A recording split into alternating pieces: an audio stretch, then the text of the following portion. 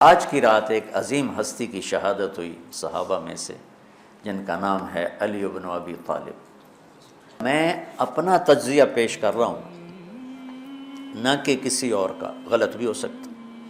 تمام صحابہ میں سب سے مظلوم ہستی علی بن ابی طالب، سب سے مظلوم ہستی، جن کی اولاد کا بچہ بچہ ذبح کر دیا گیا، خود بھی شہید ہوئے اور آگے نسل بھی ساری ذبح۔ آج کی رات 21ویں روزے حضرت علی رضی اللہ تعالیٰ عنہ پر حملہ ہوا، شہید تو پھر 2 دن کے بعد ہوئے، موت تو 2 دن کے بعد واقع ہوئی، لیکن 21 کی رات تھی۔ علی بن ابی طالب بن عبد المطلب بن ہاشم بن عبد مناف بن قصی بن کلاب بن مرہ بن کعب بن لوی بن غالب بن فہر بن مالک بن نضر بن کنانہ بن خزیمہ بن مدرکہ بن الیاس بن مدر بن نزار بن معد بن عدنان بن اوت بن حمیسہ بن سلامان بن عوس بن بوز بن قموال بن ابی بن عوام بن ناشد بن حذا بن بلداس بن یدلاف بن طابخ بن جاحم بن ناحش بن ماخی بن عیفی بن عبقر بن عبید بن الدعاء بن حمدان بن سنبر بن یثربی بن یحزن بن یلحن بن انعوا بعیزی بن زیشان بن عیسر بن اقناد بن ایہام بن مقصر بن ناحث بن زارع بن سمی بن مزی بن عود بن عرام بن قیدار بن اسماعیل بن ابراہیم بن آذر بن ناحور بن سروج بن رعو بن فائج بن عابر بن ارفخشاد بن سام بن نوح بن لامک بن متوشال بن ادریس بن یرد بن ملحئیل بن قینان بن آنوش بن شیسو بن آدم علیہ السلام۔ آج ہمارا جی چاہ کہ میں امیر المومنین کا نسب بیان کروں کہ آج ان کی شہادت کی رات ہے، شہادت کا دن ہے، کہ جب اہل شام نے الگ حکومت اپنی قائم کر دی، حضرت علی کے مقابلے میں اپنی حکومت کا اعلان کر دیا تحکیم کے فیصلے کے بعد، اور اس پر خوارج کی ایک جماعت بن گئی، الگ ہو گئے، جنہوں نے پھر بڑی خوفناک جنگیں کی، بڑے زمانے تک وہ مسلمانوں کو نقصان پہنچاتے رہے۔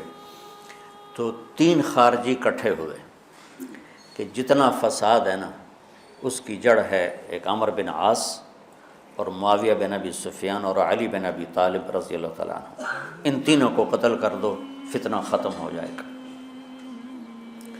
تو عمرو بن عاص اس دن آئے ہی نہیں، وہ مصر کے گورنر تھے، فجر کی نماز، تو جو ان کی جگہ آئے وہ مارے گئے، شہید ہو گئے۔ معاویہ رضی اللہ تعالیٰ عنہ پر اس نے وار کیا، لیکن وہ سر سے پھسل کے کمر پہ جا کے لگا اور کمر چھل گئی، لیکن اللہ نے زندگی بچا لی۔ تو عبد الرحمن بن ملجم جس نے حضرت علی کو شہید کیا، یہ آیا ہوا تھا کوفے میں، تو لوگوں نے کہا امیر المومنین یہ اس کے ارادے اچھے نہیں نظر آتے، تو اس کو ہم پکڑ نہ لیں۔ فرمان لگے تو مجھے پھر اللہ کی ملاقات کیسے ملے گی؟ میں تو تم میں نہیں رہنا چاہتا، میں تو اللہ سے ملنا چاہتا ہوں۔ حضرت علی کے ساتھیوں نے بڑی بے وفائی کی، بڑی بے وفائی کی، اس لیے میں کہہ رہا ہوں مظلوم ترین ہستی۔ بسر بن ابی ارطاط نے یمن پہ قبضہ کر لیا شام کے لشکر کی طرف سے، اور حضرت عبید اللہ بن عباس رضی اللہ تعالیٰ عنہ کے 2 بچے اپنے ہاتھوں سے ذبح کیے جیسے بکرا ذبح کیا جاتا۔ آل رسول کے 2 بچوں، میں صنعاء میں اس مسجد میں گیا، وہیں ان کی قبریں موجود ہیں۔ تو حضرت علی بے قرار ہو کے نکلے کہ چلو اہل شام کے خلاف جہاد کریں، اور باہر شہر سے باہر جا کے خیمہ لگایا رات کو۔ صبح دیکھا تو ایک آدمی بھی نہیں آیا ہوا تھا، اکیلے تھے۔ تو پھر بڑے دکھی دل کے ساتھ واپس آئے اور اپنی داڑھی کو پکڑ کر کہنے لگے تو کب رنگین ہوگی؟ ایک دفعہ بیمار تھے تو کہنے لگے یا رسول اللہ مجھے لگتا ہے میری موت کا وقت آ گیا۔ میں نے کہا نہیں، تیری موت آئے گی جب اس خون سے یہ رنگین ہوگی، جب تیرے سر کے خون سے تیری داڑھی رنگین ہوگی اس وقت تیری موت آئے گی۔ تو اس جملے کو یاد کر کے کہتے تو کب رنگین ہوگی، تو کب رنگین ہوگی۔ چونکہ ساتھی ساتھ چھوڑ گئے تھے تو شدید قسم کی بے وفائی کا سامنا ہوا. پھر آگے نسل ذبح. آپ نے حضرت حسین کا کربلا تو پڑھا ہوا، لیکن میں نے جو گلدستہ اہل بیت کے بعد میں نے جب پڑھا تو جو اس کمبخت ابو جعفر منصور نے آل حسن پہ ظلم توڑے، اللہ میرا ہی ہچکی لگ گئی روتے روتے. ان کی ساری اولاد کو آخر میں پہلی دردناک سزائیں دی، دردناک سزائیں دی، اور پھر ان سب کو ایک کمرے میں بند کر کے چاروں طرف سے کمرہ ٹائٹ کر دیا، ہوا بند کر دی، گھٹ کے سارے شہید ہو گئے. اس کے تڑپ تڑپ کے سب اس میں شہید ہو گئے. اس لیے میں کہہ رہا ہوں سب سے مظلوم ہستی ہیں علی بن ابی طالب. تو فرمانے لگے اس کو پکڑو گے تو میں شہید کیسے ہوں گا. پھر ایک دن دیکھا کہ لوگ گھر کے باہر پہرا دے رہے تھے. آپ نے کہا کیا کر رہے ہو؟ کہا جی وہ آپ کا خطرہ ہے، پہرا دے رہے ہیں. کہنے لگے کس سے دے رہے ہو؟ زمین والوں سے، آسمان والوں سے. وہ کہنے لگے جی آسمان والوں سے کون دے سکتا ہے، زمین والوں سے پہرا دینے کا. بیٹا جا کے سو جاؤ، آسمان والا فیصلہ کرتا ہے تو زمینی پہرے کام نہیں آتے. جاؤ، اور فیصلے آسمان سے اترتے ہیں، زمین پہ نہیں اترتے. تو 21 رمضان کو فجر کی نماز میں اس نے آ کے جو وار وہ سیدھا سر پہ لگا تو سر پھٹ گیا، تلوار دماغ میں چلی گئی، شور مچ گیا، پکڑا گیا. اب دیکھنا حضرت علی کے اخلاق. لوگ اکٹھے ہو گئے. حضرت زینب کو پتہ چلا تو وہ بھاگی بھاگی آئیں اور رونے لگی، واہ ابتا واہ ابتا. تو وہ کہنے لگا، وہ لوگ کو پٹی پٹی باندھنے لگے تو وہ کہنے لگا ابن ملجم جتنی مرضی پٹیاں باندھ لو، ابھی یہ مر کے ہی رہے گا. اس تلوار کو 1 مہینہ زہر میں ڈبو کے رکھا ہے، پھر وار کیا ہے. تو اس پر تو بڑے سے بڑے حلیم کو غصہ آ جانا چاہیے. وہیں اس کا قیمہ ہو جاتا. اور حضرت علی کیا کہہ رہے ہیں، بھائی اس کے لیے نرم بستر بچھاؤ، اس کو گرم گرم کھانا کھلاؤ، اسے ٹھنڈا ٹھنڈا پانی پلاؤ. اگر میں زندہ رہا تو میں خود فیصلہ کر لوں گا مجھے کیا کرنا ہے، اور اگر میں شہید ہو گیا تو پھر پہلی میری درخواست ہے کہ اسے معاف کر دیں. یہ بتانا چاہتا تھا، اسے معاف کر دیں. اور اگر اسے میرے بدلے میں قتل کرنا چاہو تو پھر اس کو تکلیف نہ دینا، بس ایک ہی وار سے اس کی گردن اڑا دینا، اسے تکلیف نہ دینا. اللہ،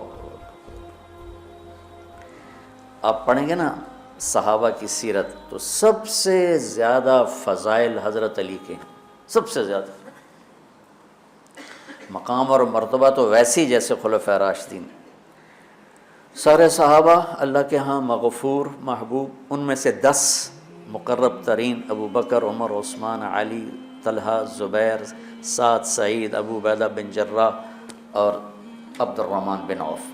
پھر ان 10 میں سے 4 محبوب ترین جو خلفاء بنے. پھر جیسے ان کی خلافت کی درجہ بندی ہوئی ایسے ان کے مقام اور مرتبے کی درجہ بندی ہوئی. لیکن فضائل سب سے زیادہ حضرت علی کے ملتے ہیں. اور یہ ایک فضیلت جو حضرت علی کو اللہ کے نبی نے سنائی، ہاتھ پکڑ کر یوں اپنے سینے کے قریب لگا کے فرمایا، اترضی ان یکون منزلک مقابل منزلی فی الجنہ. علی تو راضی ہے جنت میں تیرا گھر میرے گھر کے سامنے ہوگا.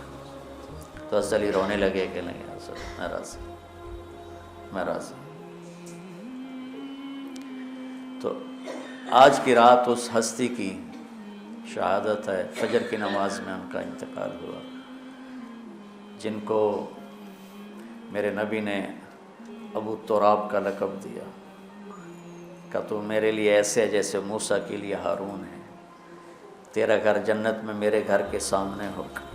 پھر آپ نے اپنی بیٹی فاطمہ سے کہا، فاطمہ تو میں یہ دونوں حسن حسین اور یہ جو سویا ہوا ہے، حضرت علی جاگے نہیں، وہ سوئے ہوئے تھے. یہ جو سویا ہوا ہے ہم پانچوں آخرت میں ایک ہی جگہ پر ہوں گے، اکٹھے ہوں گے. تو یہ بڑے درجے کے صحابہ میں. اور اللہ کی قدرت ہے کہ اللہ نے کسی خالص